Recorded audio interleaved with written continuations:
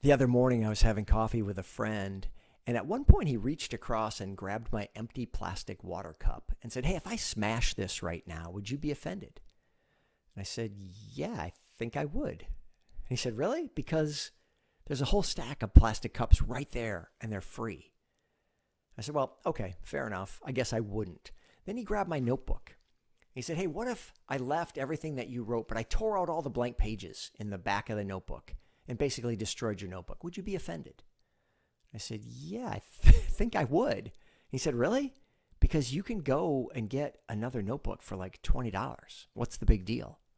And before I could respond, he said, "What if I walked out into the parking lot right now, started banging on your car and putting dents in it, maybe smashed a window? Or what if I came to your house and started putting holes in the walls, or maybe burned it to the ground?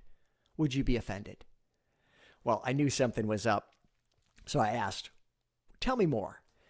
Well, it turned out that growing up, his father had challenged the family to have what they called the $100 rule.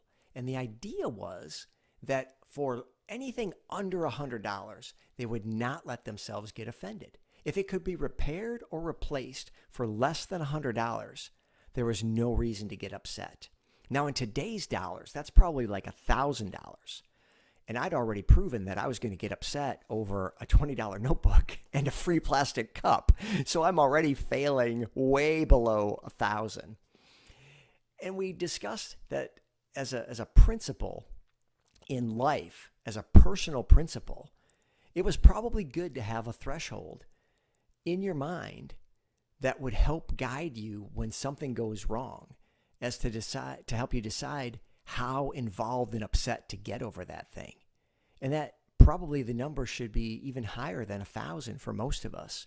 That below that number, we just aren't fazed. We're not offended by it. We don't get upset about it. We don't get emotional over it.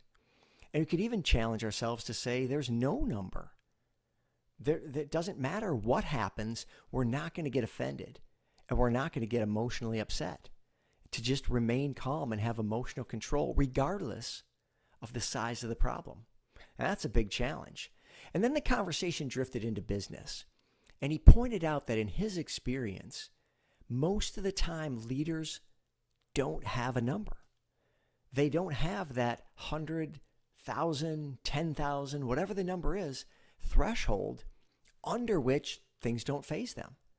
He said in his experience, leaders get equally upset over losing a sale as they do over running out of paper clips, that everything's a high-level crisis, that there's no distinction, that there aren't things that just don't bother them.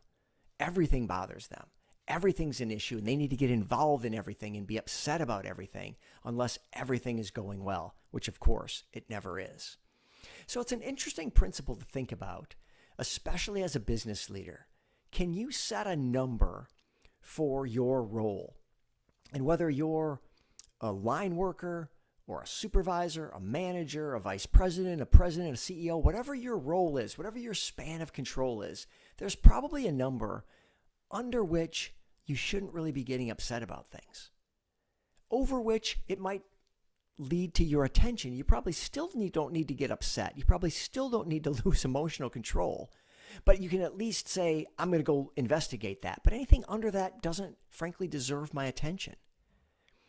And if you do that in business, it's going to help you focus that limited resource of your time and attention on what matters most and leave what matters least. To have that distinction is really helpful in business. And then we brought it back around to personal life, that in our own lives, do we have a number? And can we move that number up? Can we continue to grow that number to the point that eventually nothing bothers us? That we get to that point where there's no number that is big enough for us to get upset. That we just don't get upset regardless of what happens. So it's an interesting challenge. So consider the $100 rule and see if that's something that you can start implementing in your own life and in your own business life. Now, in business, it probably ought to be a lot bigger than $100. You ought to be able to say $1,000, $5,000, $10,000. Anything under that, I'm not going to get upset about or even get involved in. Maybe over that, you'll need to, at least initially. But in our personal lives, How high can we push that number? How high above $100 can we go to say, I'm not going to let things bother me below that number? An interesting challenge. So set those guidelines for yourself and try it for a few days and see if you can recognize what you're getting upset over and then classify it as, is it above or below that threshold that you'd set?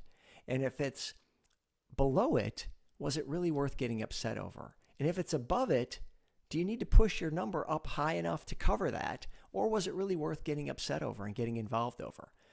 In the meantime, for sure, don't get upset about a $20 notebook or a free plastic cup.